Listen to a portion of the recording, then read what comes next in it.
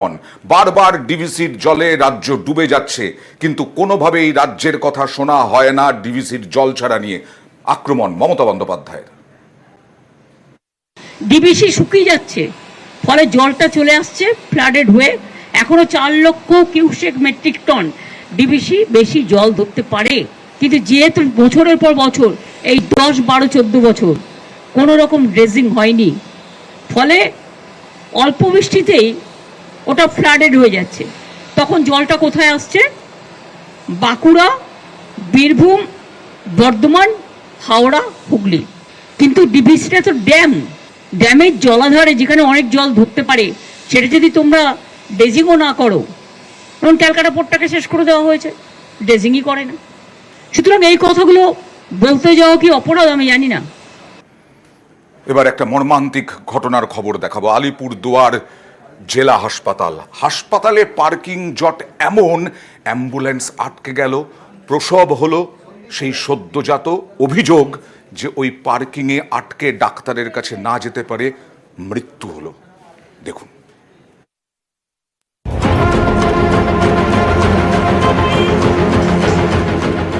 যেখানে সেখানে দাঁড়িয়ে বাইক, স্কুটার, নো পার্কিং লেখা বোর্ডের পাশেই গাড়ি পার্ক করা। আলিপুরদুয়ার জেলা হাসপাতালের মধ্যে এরকম পার্কিং জট। যেখানে সেখানে এভাবে পার্কিং এর ফল যে কি ভয়ানক হতে পারে তা হাড়ে হাড়ে টের পেল এই জেলা হাসপাতাল।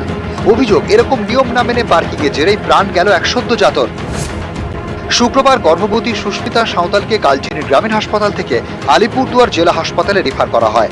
মাঝপথে অ্যাম্বুলেন্সের মধ্যেই প্রসব করেন সুস্মিতা। অভিযোগ, আলিপুরদুয়ার জেলা হাসপাতালের শিশু ও প্রসূতি বিভাগে নিয়ে যাওয়ার সময় আটকে যায় তাদের অ্যাম্বুলেন্স। হাসপাতালের ভেতরে যেখানে সেখানে পার্কিং, এই পার্কিং জটেই আটকে পড়ে অ্যাম্বুলেন্স। বাইক, স্কুটার সরিয়ে কোনো রকমে অ্যাম্বুলেন্স এগোয়। 20-25 মিটার রাস্তা পেরোতে সময় লেগে যায় 20 মিনিট। ততক্ষণে সব শেষ। শিশু ও প্রসূতি বিভাগের চিকিৎসকরা জানান সদ্যজাত আর বেঁচে নেই। জংশনেই বাচ্চাটা জন্ম নিয়েছে অ্যাম্বুলেন্সে, তারপরে আলিপুর হসপিটালে পাঠালো, তারপরে এই গেটে ঢুকলাম অ্যাম্বুলেন্স নিয়ে। হ্যাঁ, অ্যাম্বুলেন্স এই গেট থেকে পাঠিয়ে দিল, গেট মানে ওই গেটে যাও, ওই গেট থেকে আবার এই গেটে पाठा दिल। 20 मिनट टाइम लगेगा এইটুকু रास्ता है। अगर रास्ता क्लियर होने से शायद बच्चा बच सकता था। यहाँ पे सरकारी हॉस्पिटल में ऐसा नहीं होना चाहिए, कहीं कहीं बाइक लगा देते हैं, पार्किंग कर देते हैं, ये सब नहीं होना चाहिए।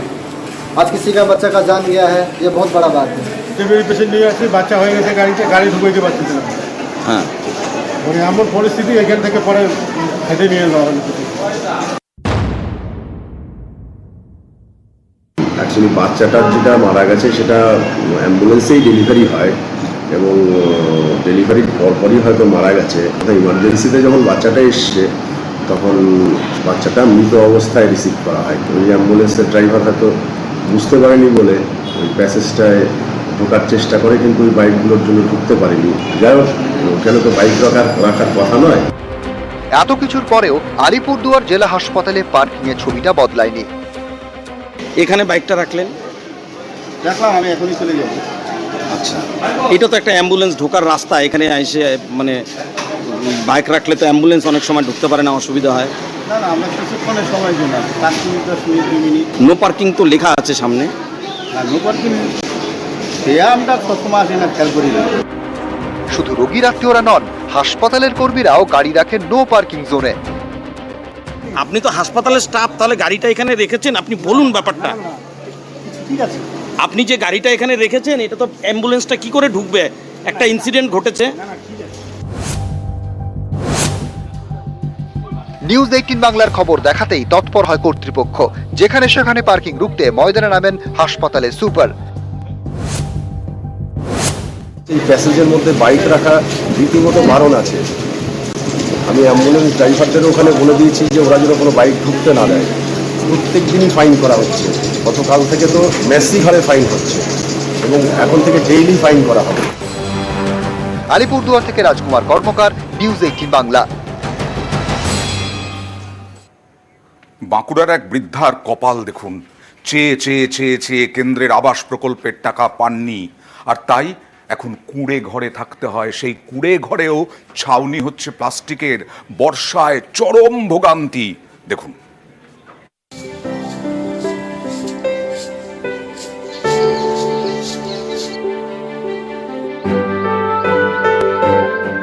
বাঁকুড়ার পাত্রসায়রের বামিরা। এখানকার বাসিন্দা 70 বছরের শিলা বাগদি।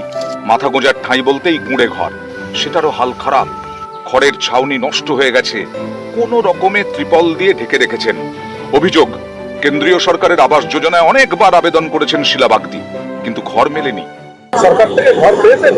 না, পাই নাই, দেয় নাই, কিচ্ছু দেয়নি সরকারের। 45 বছর আগে স্বামী মারা গেছেন, একমাত্র মেয়ের বিয়ে হয়ে গেছে 30 বছর আগে। কুঁড়ে ঘরে একাই থাকেন বৃদ্ধা। একসময় অন্যের বাড়িতে কাজ করতেন, এখন আর পারেন না। আয় বলতে বার্ধক্য ভাতা, রেশন থেকে বিনামূল্যে চাল মেলে, তা দিয়েই পেট চলে। প্রাণ বাঁচাতে পাকা একটা ঘর খুব দরকার, কারণ বর্ষায় এই কুঁড়ে ঘর যখন তখন ভেঙে পড়তে পারে। ওই 1000 টাকাটি দেয়, কোন রকম খায়, আর ওই 5 কেজি চাল দেয়। বৃদ্ধার দাবি, তিনি বাম জমানা থেকে আবাস প্রকল্পে ঘরের আবেদন করছেন, কিন্তু পাননি। সরকার বদল হলেও তার অবস্থার কোনো বদল হয়নি। নেতারা বিভিন্ন সময় পাকা বাড়ি তৈরির আশ্বাস দিয়েছেন, কিন্তু কাজের কাজ কিছুই হয়নি। বলছি যে ঘর এসে গেছে, সেনাপিসি তোমার ঘর এসে গেছে। কই ঘর দিচ্ছে, কই ঘর চাইছি, দিচ্ছে ঘর। 100 দিনের কাজ, আবাস সহ নানা প্রকল্পে বাংলাকে টাকা দেওয়া বন্ধ করেছে কেন্দ্র। এ নিয়ে রাজনীতির হাওয়া গরম, আর এই বৃদ্ধার দুর্দশা চরমে। কেন্দ্রীয় প্রকল্পের ঘর না পেয়ে কুঁড়ে ঘরেই দিন কাটাচ্ছেন। সাংসদ সাহেবকে বলবো একবার এসে দেখে যান, মানুষ তো আপনাকে ভোটে নির্বাচিত করেছে, তাহলে মানুষ, এই গরিব শ্রেণীর এই মানুষ, এই বয়স্ক এই বৃদ্ধা যে গাছের তলায় বসবাস করছেন, যাকে পশ্চিমবঙ্গ সরকার ত্রিপল থেকে শুরু করে সমস্ত কিছু দিয়ে তাকে সহযোগিতা করে তার পাশে থাকার চেষ্টা করেছে। তৃণমূল কংগ্রেস এই ধরনের গরিব মানুষদের বাড়ি না দিয়ে সেই টাকাগুলো চুরি করে আত্মসাৎ করেছে। কেন্দ্রীয় সরকারের টাকাগুলো এরা এই লুটপাট করে এইরকম বহু মানুষকে অসহায় করে দিয়েছে। ধিক্কার জানাই এই তৃণমূল কংগ্রেসকে। আর এভাবেই রাজনৈতিক নেতারা একে অপরের দিকে কাদা ছোড়াছুড়ি করতেই ব্যস্ত। কবে সমস্যার সমাধান হবে এই অসহায় মহিলার, সেদিকেই তাকিয়ে সকলেই। পাত্রসা থেকে দেবব্রত মণ্ডল, নিউজ 18 বাংলা। বেআইনি অবৈধ কাজ আমরা দেখাবই, যতই চলতে থাকুক। যেমন হাসনাবাদে একটা পুকুর ভরাট করে তৈরি হচ্ছে বেআইনি নির্মাণ। একটা 1 বিঘা পুকুরের 1/3 ভরাট করে ফেলা হয়েছে। আর অন্যদিকে হুগলির চুঁচুড়ায় স্থানীয় বিধায়ক ময়দানে নামলেন পুকুর ভরাট রুখতে।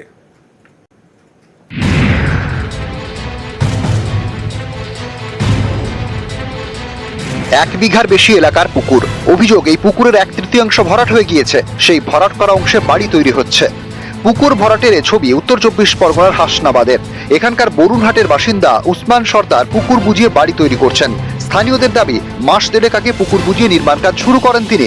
এ নিয়ে কিছুই জানে না স্থানীয় গ্রাম পঞ্চায়েত। ওখানে যে বিল্ডিং হচ্ছে তার জন্য পঞ্চায়েত থেকে কোনো পারমিশন ওনারা নেননি। আপনাদের কাছে শোনার পর আমি চেষ্টা করছি যে আজ কালকের মধ্যে ওনাদের নোটিশ ধরানোর, যাতে ওনাদের কাজটা ওখানে স্টপ হয়ে যায় এবং পুকুর ভরাট না করে ওনারা যদি বিল্ডিং করতে চান তাহলে সেটাতে পঞ্চায়েতের পারমিশন নিয়ে তারপর ওনারা বিল্ডিং করবেন।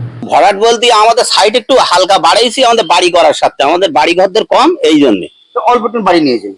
খুব একটা মানে অল্প বলতে সে বাড়ানোর মধ্যে নেই। গ্রাম অঞ্চলে কোনো পারমিশন মানে আমাদের নেওয়া লাগে না, এই জন্য আমরা করিনি।